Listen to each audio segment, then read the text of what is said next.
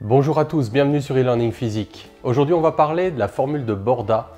C'est une formule qui nous permet de décrire des oscillations non harmoniques pour le pendule simple. Donc on va expliquer ce que ça veut dire. Il ne faudrait pas croire qu'un pendule simple oscille toujours avec une fonction sinusoïdale du temps. C'est faux. Pour de grandes amplitudes, eh bien, ce sont des oscillations, oui, mais des oscillations non harmoniques. On va essayer d'expliquer ça et de démontrer cette fameuse formule de Borda qui nous donne la période des oscillations en fonction de la période propre. Donc ça, c'est dans l'approximation harmonique, mais avec un terme correctif qui dépend de l'amplitude des oscillations. Alors, on va expliquer tout ça plus en détail tout de suite. Donc, dans une vidéo précédente, on a démontré de trois façons différentes l'équation différentielle du pendule. On a insisté sur le fait qu'elle est non linéaire dans le cas général à cause du sinus θ, parce que sinus θ n'est pas toujours équivalent à θ. Et on voudrait la résoudre dans le cas où, ou du moins trouver la période des oscillations quand on part d'un angle θ0 et qu'on lâche le pendule sans vitesse initiale, et donc il va se mettre à osciller autour de sa position d'équilibre. On suppose qu'il n'y a pas de frottement. Et alors évidemment, on pourrait faire un diagramme énergétique. Donc l'énergie potentielle, si on prend l'origine au point de fixation, c'est simplement mgz avec z orienté vers le haut. Donc c'est moins mgl cos θ. Donc c'est une fonction voilà, qui a cette allure. EP en fonction de θ avec un minimum en θ égale 0. Et donc le niveau d'énergie mécanique, donc nous on va se situer avec un niveau d'énergie mécanique qui est plus petit que le maximum de l'énergie potentielle, c'est-à-dire mgl. Et donc pour que le mouvement soit oscillant, donc le point ne peut pas dépasser la zone interdite, ne peut pas entrer dans la zone interdite. Donc θ va être compris entre θ min et θ max, deux angles opposés. Et en fait, cet angle, on va le voir, c'est θ0, c'est la valeur initiale. Et donc, on a un mouvement oscillant, mais ça n'est pas un mouvement harmonique. On ne peut pas faire l'approximation sinus θ très peu différent de θ. Alors néanmoins, on va quand même linéariser cette équation quand θ est très petit pour retrouver très rapidement la période propre des oscillations. Donc là, on a un oscillateur harmonique de la forme θ de point plus oméga 0 carré θ égale 0. Donc on aura T0 égale 2pi sur oméga 0 égale 2pi racine de L sur G. Donc ça, voilà, par analyse dimensionnelle ou par identification plutôt sur la forme canonique de l'oscillateur harmonique. Voilà, on sait faire ça très rapidement. Alors, on a la période propre. Donc la technique, en fait, c'est une technique de séparation des variables. On va voir, c'était un exercice un peu technique. On va voir qu'il y a un changement de variable à faire pour des élèves de première année. Il n'est pas évident, mais il est instructif même d'un point de vue mathématique. Donc ça va être vraiment intéressant. Alors, la technique, c'est d'utiliser la conservation de l'énergie mécanique. Donc j'ai choisi l'origine de l'énergie potentielle, comme je l'ai dit ici au point de fixation. Donc l'énergie potentielle, c'est moins mgl cos θ. Et donc l'énergie cinétique, c'est 1/2 de mv carré. Donc 1/2 de ml θ point carré. La vitesse, c'est r θ point. Vitesse d'un mouvement circulaire de centre O. Alors évidemment, ce n'est pas un mouvement circulaire de révolution, mais même des oscillations, c'est des oscillations circulaires.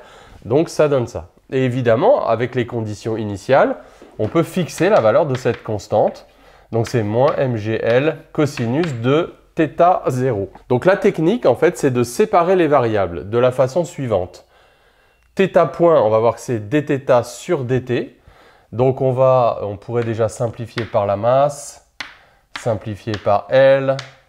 On va isoler θ point carré en disant que ça fait 2G sur L moins cosinus de θ0 plus cosinus θ. Alors, θ restant plus petit que θ0 et la fonction cosinus étant décroissante entre 0 et pi sur 2, on voit bien que ce terme-là reste bien positif. Alors, la technique, donc, comme j'ai dit, c'est de séparer les variables, d'isoler dt. Donc, on va avoir dt égale dθ divisé par racine carrée de 2g sur L, facteur de cosinus θ moins cosinus de θ0. Alors comme en réalité, on est en train de regarder, on va le voir, un mouvement pour lequel on a pris la racine là, θ point est négatif, en fait, le pendule descend, θ diminue. On va étudier le mouvement sur le temps que le pendule met pour aller de θ0 à θ égale 0. Et donc la θ point est négatif, donc là il faut rajouter un signe moins. Alors justement, quel est le temps que met le pendule à aller de cette position θ0 à 0? Eh bien, on voit que c'est en fait un quart de sa période.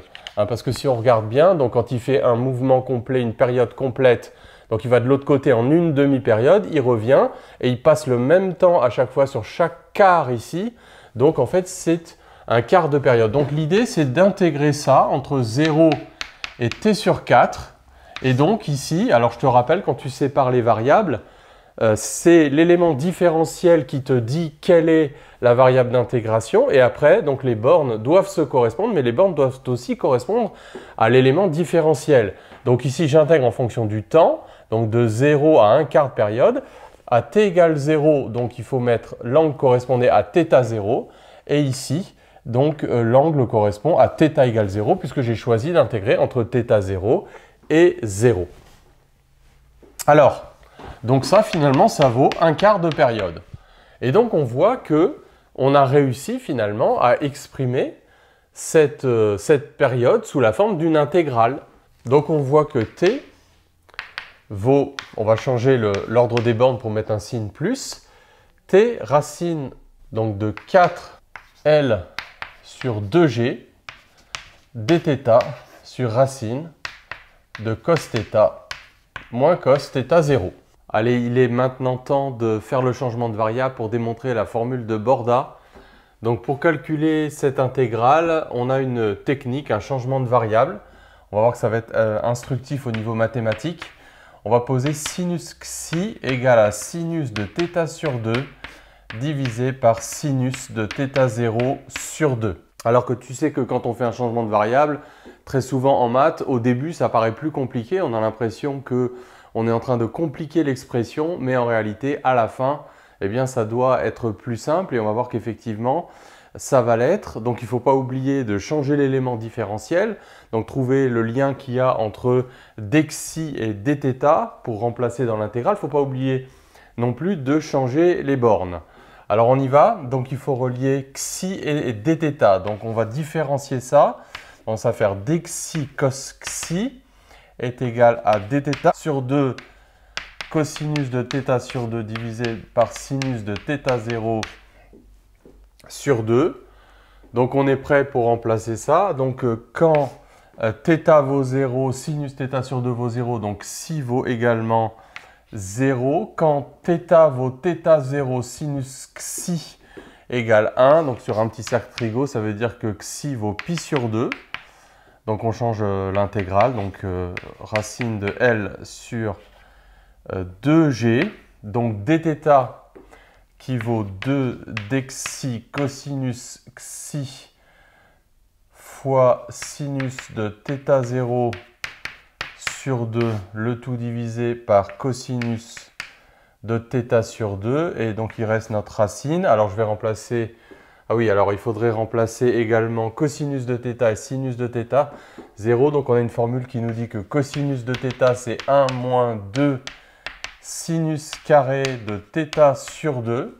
Donc quand on fait la soustraction, il va nous rester 2 facteurs de sinus carré θ0 sur 2 moins sinus carré θ sur 2. Alors bon, ça ne paraît pas forcément se simplifier comme ça, mais on va voir que si. On va remplacer également la sinus carré θ sur 2 en fonction de sinus xi.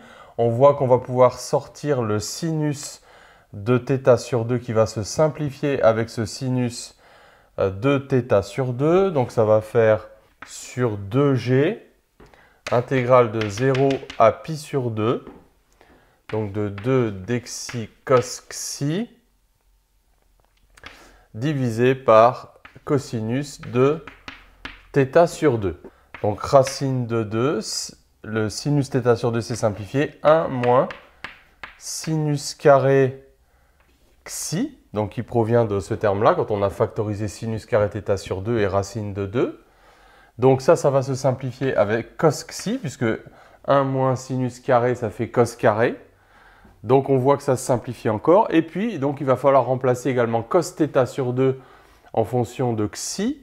Donc ça fait 1 moins racine carrée de sinus carré θ sur 2, c'est-à-dire racine carrée de 1 moins k carré sinus carré xi en posant k est égal à sinus de θ0 sur 2. Bon, c'est quelque chose que j'aurais pu faire avant, mais voilà, on peut le faire à ce moment-là. Donc ici, on voit qu'on va avoir une simplification par 2. Et donc, au bilan, cette intégrale égale à donc, 4 racine de L sur G, intégrale de 0 à pi sur 2 de dxi divisé par racine carrée de 1 moins k carré sinus carré xi. Alors cette intégrale, on va dire, on n'est pas forcément plus avancé puisqu'on a remplacé une intégrale par une autre intégrale qu'on ne sait pas forcément calculer analytiquement dans tous les cas. Bon, bien sûr, on peut se servir du calcul numérique, mais ce qu'on peut faire aussi, c'est considérer que θ0 reste petit de manière à ce qu'on puisse faire un développement limité à l'ordre le plus bas de ce facteur-là, k carré, puisque si θ θ est forcément plus petit que θ0, et en plus, donc ça veut dire que ce terme sera petit devant 1, xi sera également petit devant 1, et donc on va pouvoir utiliser la formule du binôme pour faire un développement limité sous la racine, ou plutôt de la racine, sous l'intégrale. Donc intégrale de 0 à pi sur 2 de dxi, donc là on va mettre un à peu près égal, donc formule du binôme, 1 plus epsilon à la puissance moins 1,5, donc ça fait environ 1, plus 1,5 de k carré, sinus carré de xi, que je vais tout de suite linéariser en 1 moins cosinus de 2 xi sur le tout sur 2, donc dxi, l'élément différentiel. Donc voilà, on a fait un développement limité sous l'intégrale, donc ça va rester vrai uniquement quand θ0 reste petit devant 1, donc évidemment en radian. On voit tout de suite que quand on va intégrer le terme en cos 2 xi, une primitive à une constante près, c'est sinus de 2 xi. Entre 0 et pi sur 2, 2 xi c'est en pi, donc ça va faire 0. Donc il va nous rester uniquement ici l'intégrale du 1,5 de la constante, et donc on peut tout remplacer. Et donc on va aboutir à la fameuse formule de Borda, donc en réinjectant la période propre de pi racine de L sur G, 1 plus θ0 carré sur 16.